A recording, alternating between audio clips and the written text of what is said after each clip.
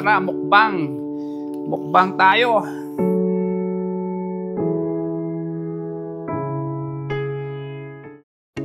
Hello, hello, hello. Magandang umaga po sa inyong lahat. Naimbangag sa payo amin. Good morning to everybody. Salamat po sa lahat ng mga nanonood, sa mga nag-subscribe. Maraming salamat po. At ngayong araw gagawa tayo ng chicken inasal. Yan. So luto tayo ng chicken inasal. Kuha lang tayo ng lemongrass sa labas. Tapos ito yung huli nating huling bawang. Pero wala na, mushy na to. Hindi natin magamit. Wala na. Yeah, it got rotten. Oh, I think there's some. No, I think it got rotten. Yeah.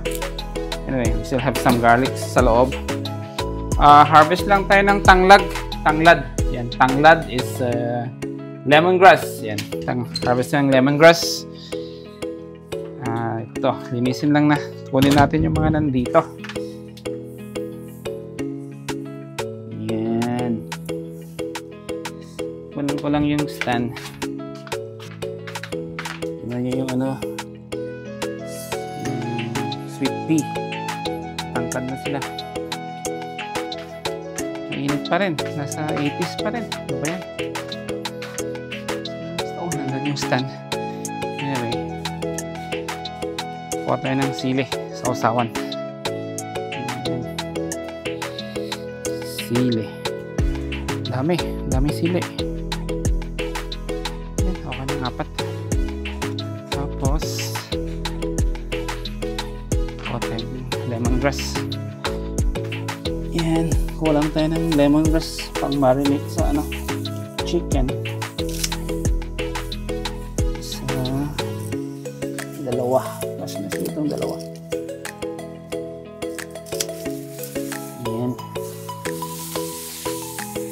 So yan, nakakuha na tayo ng lemongrass saka sili. Ito para sa sausawan mamaya to, kaya itabi muna natin. So yung gagawin natin ngayon ulit is chicken inasal. So basically, ito is marinated siya sa coconut vinegar with ginger, garlic, and lemongrass. Yan. Tapos siya dapat is grilled. Grilled siya sa charcoal. Pero since wala tayong charcoal griller, sa air fryer yung gagamitin natin. Okay, so next, first prepare natin yung ingredients. Cut natin.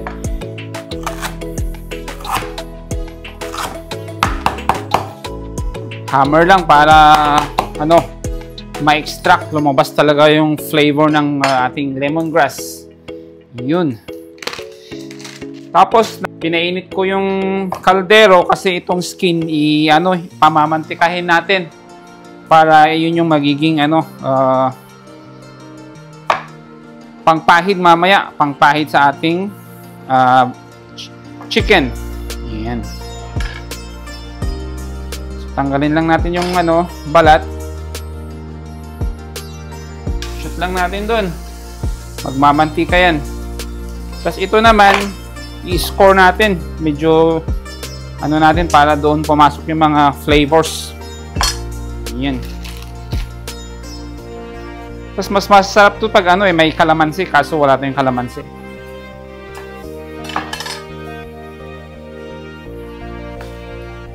Yan. Chicken oil, magiging magiging chicken oil. Yun yung kalalabasan niya. Yun.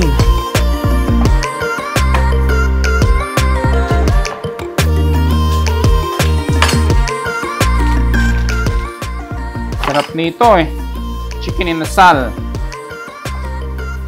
Ewan ko kung nakakain kayo dun sa chicken inasal sa Pilipinas, yung unlimited rice. Talagang mapapakain kayo dun.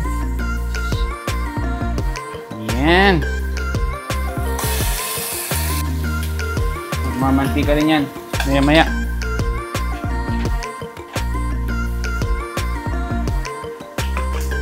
Okay, so tapos na yung chicken. ano lang, lagyan lang natin ng bawang saka sibuyas saka yung iba nating ingredients na pang marinate.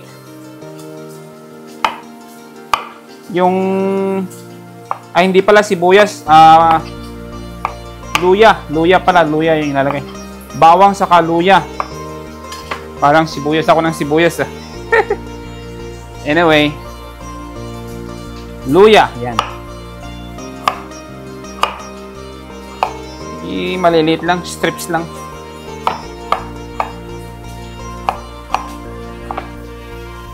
Yan, lagay lang natin dyan sa ating bag para mamaya talagang sip-sipin ng chicken itong mga flavors. Tapos bawang, yan. Yung tanim naming luya hindi pa ready eh. Baka next year pa yun i-harvest para talagang madami siyang ginger rhizomes na produce. Ayan. Madali lang itong lutuin kasi saka gamit naman natin is air fryer kaya hindi siya masyadong matrabaho. Tapos lang, coconut oil gamit, coconut vinegar, sorry. Puro oil yung nasa isip ko, yung chicken oil eh. Yan. Yan. Ako na siguro yan. Tapos, syempre, bawang saka asin. Pang seasonings.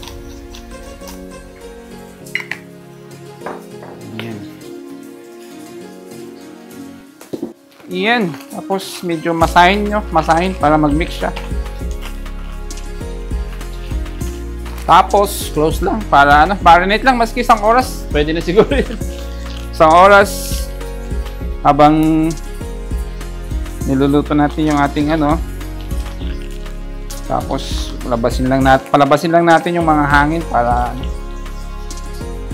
ma-marinate siya ng maayos. Ayan.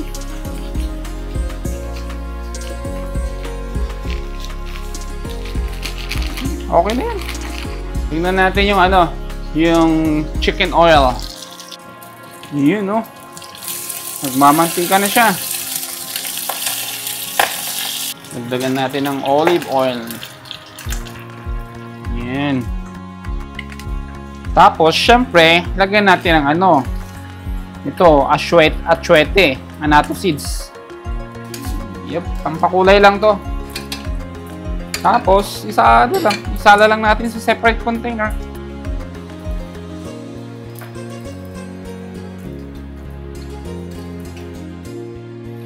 So, tapos na ating annatto oil, chicken oil. Tapos, yung chicken naman natin is nagmamarinate na siya. At least isang oras. So, balikan ko kayo in an hour. We'll be back in an hour para lutuin natin ang ating chicken inasal. So, see you later. Don't go anywhere. I'll be back. So, yan. After an hour, okay na siguro din. Na-preheat ko na rin yung ating na-preheat ko yung ating air fryer. 400 degrees lang Fahrenheit. Tapos i-check natin every 5 minutes. I-brush natin kung kailangan i-brush and then yep. So, lagay lang natin yung unang chicken.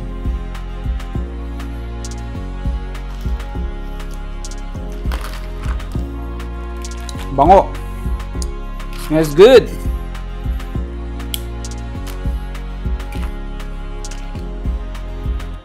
Ooh. Ilan kayang kasya? Kasya kayang dalawa? I think kasya yung dalawa. Dalawa na para Chicken inasal. Yan. Yan. So, check lang natin. Every 5 minutes, pwede natin laglagan yung time. Mamaya, dagdagan yung time. Yup, so luto muna tayong fried rice. Parang masarap ipares to sa fried rice Tapos ano lang, simpleng fried rice. Okay.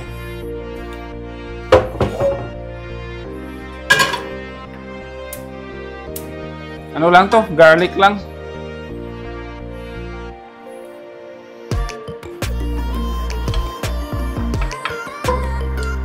Kung nag-enjoy kayo sa ating video, paki-click naman yung thumbs up button dyan sa baba. Maraming salamat po. Ako'y nagugutom na eh. Nabisi na kun. Kanin.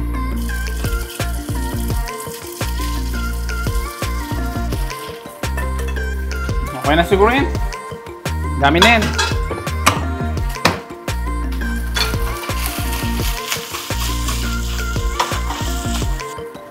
Tignan mo naman yan. Garlic fried rice. Sarap. Simple lang, pero masarap. Garlic. Okay na yun. Check natin ang ating chicken. Let's check it chicken.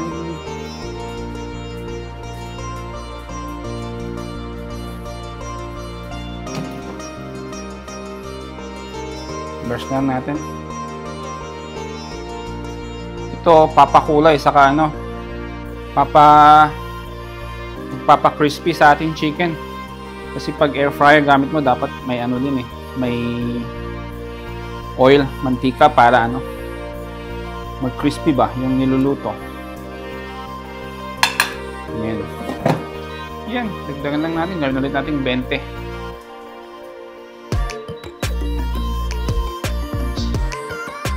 Okay, check you back later. I'll see you later. Okay, let's check the progress. Ooh, look at that. That's good. That's some crispiness happening.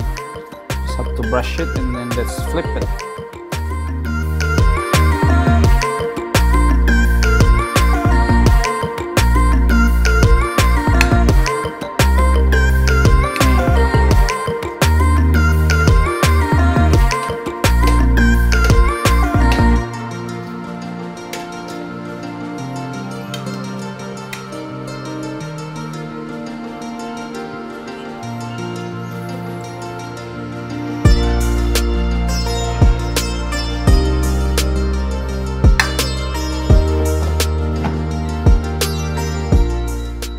That's it. 15 more minutes. We'll see you again in 15 minutes, okay? Yan. Luto na ang ating manok. Pahiran natin ng isa pang beses. Ayun. Tapos, kain na tayo. Mamaya na yung isa. Nagugutom na ako. Yun, oh.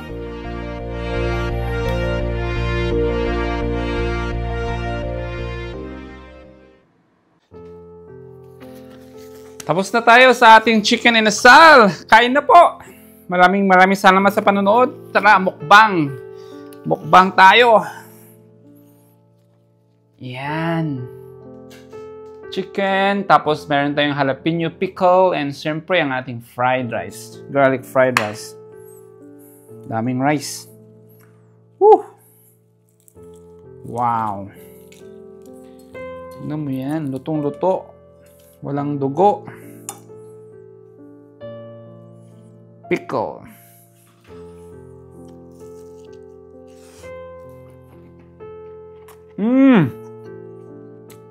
Sarap. Sarap ng pickle.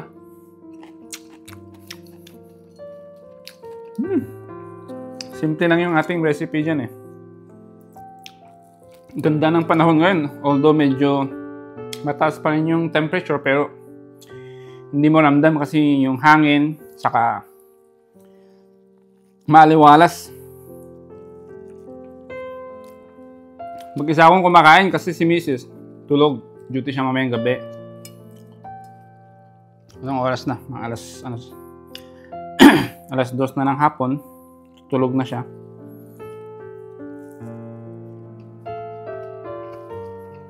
Saka nakakagawa ko ng video pag tulog siya or pag nasa school yung mga bata. Ang sarap-saban. Bawang nagpapasarap.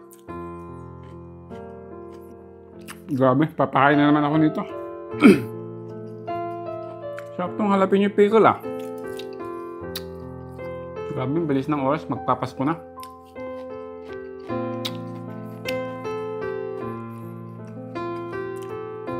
Hopefully makauwi kami ng Pasko. Bakasyon. Sarap talaga ng may sariling garden. Sarili mong lupa.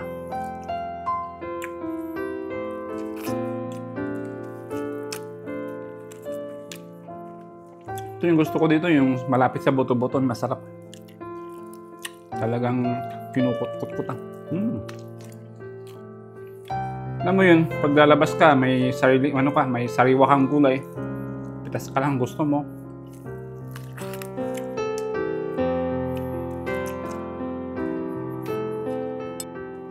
Dati kasi nagrerenta kami ng tirahan, kaya hindi kami maka-garden. I mean,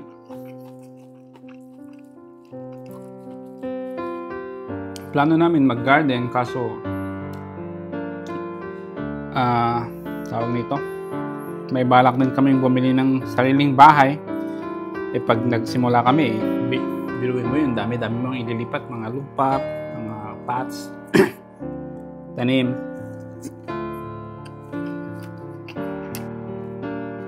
Nung nakabili kami ng bahay, yun, syempre, dapat may garden na tayo. Hindi man ganun kaluwang, at least meron tinatamnan. Una, nagsimula kami sa paso-paso, kasi yung garden, yung surrounding, gusto ni Mrs. is mga flowers. Yan. So lahat ng surrounding is flowers. Tapos second season, unti-unti ko nang tinanggal yung mga bulaklak. Tapos nagdagdag na ako ng mga raised beds, mga ibang pinavers namin ng mga stones. Sinanggal ko yung mga stones, kinonvert namin ng vegetable garden. Tapos ngayon third season, mostly vegetable gardens na yung front and back namin. That's it! Ubus na ako. Ubus na yung ulam ko. Wow. Ako, alas 3 na. Magsusundo pa akong bata. Okay, maraming salamat ulit sa panonood, sa pagsusubaybay at sa pag-like ng aming mga videos. Sana po'y palagi kayong i-bless ni Lord, and mag-ingat po kayong palagi. Ingatan nyo lagi ang inyong mga sarili. And kita-kits ulit tayo sa susunod na video. Bye for now.